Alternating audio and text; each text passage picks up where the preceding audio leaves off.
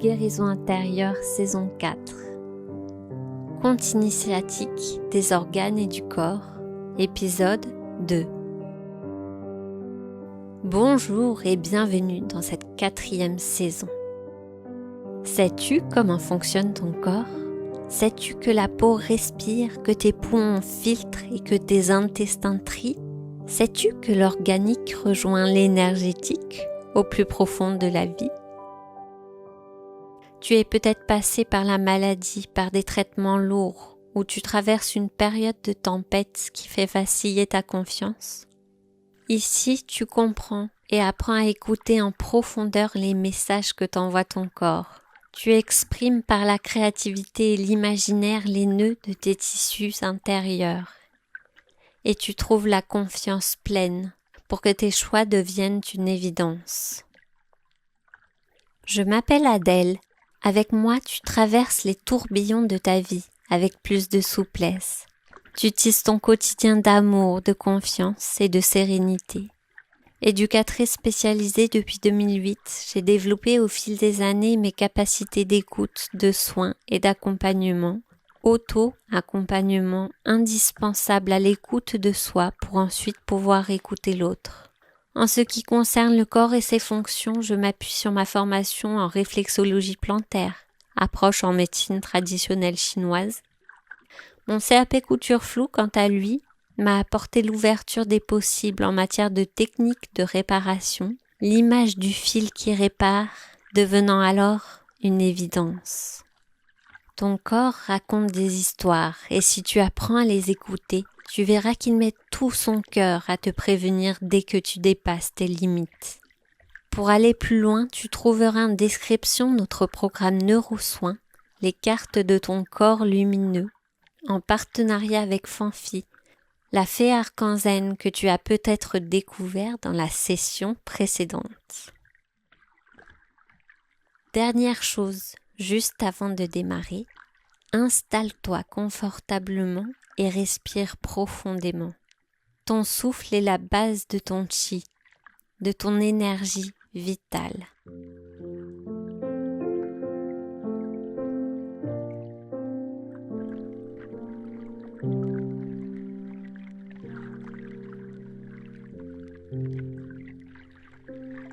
L'homéostasie. Aujourd'hui, je voulais te parler d'homéostasie. Tu connais déjà ? Ce processus consiste à maintenir l'équilibre des besoins et leur satisfaction. Nous rejoignons ici le besoin du corps de rester toujours dans la physiologie, comme nous avons vu dans le dernier épisode, de maintenir le fonctionnement optimal de l'organisme. En soi, le corps va toujours chercher à aller mieux.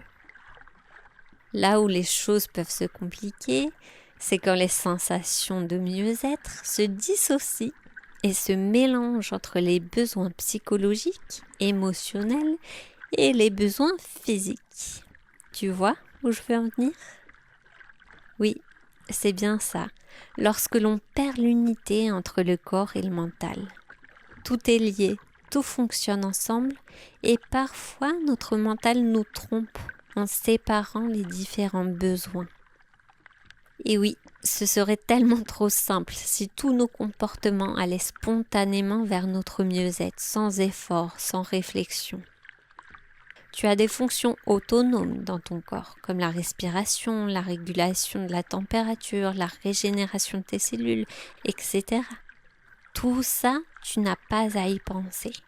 Il y a aussi les fonctions que nous contrôlons, comme la marche. Vive la liberté, vive l'ouverture du choix et des possibles. Mais vive la pagaille qui vient avec, car la vie, c'est bien ça.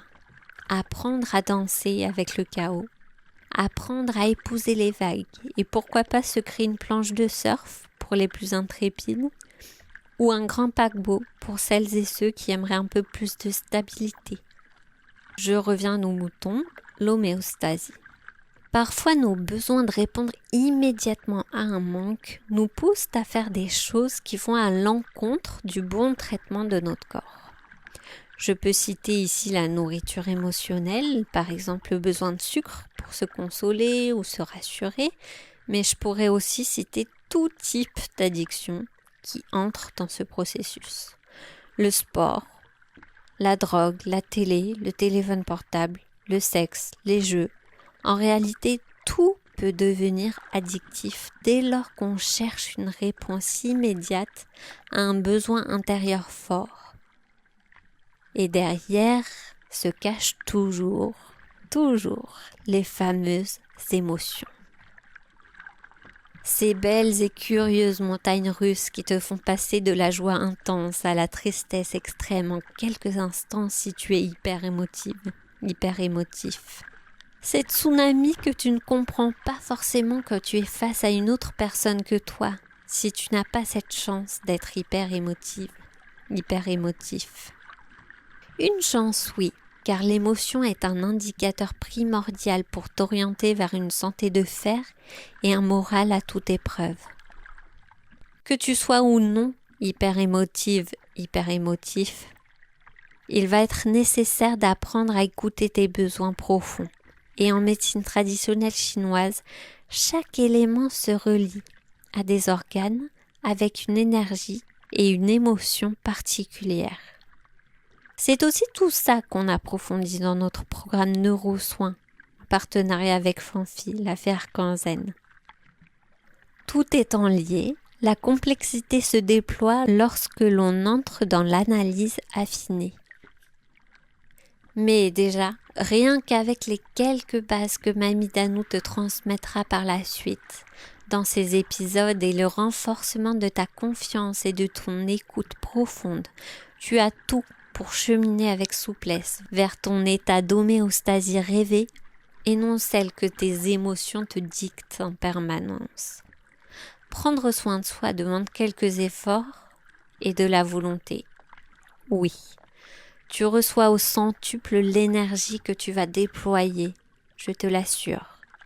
Et le chemin devient de plus en plus fluide et évident. Le prochain épisode, je te parlerai du terme holistique qui ressort partout lorsque l'on parle de bien-être. Alors, prête à poursuivre l'aventure ?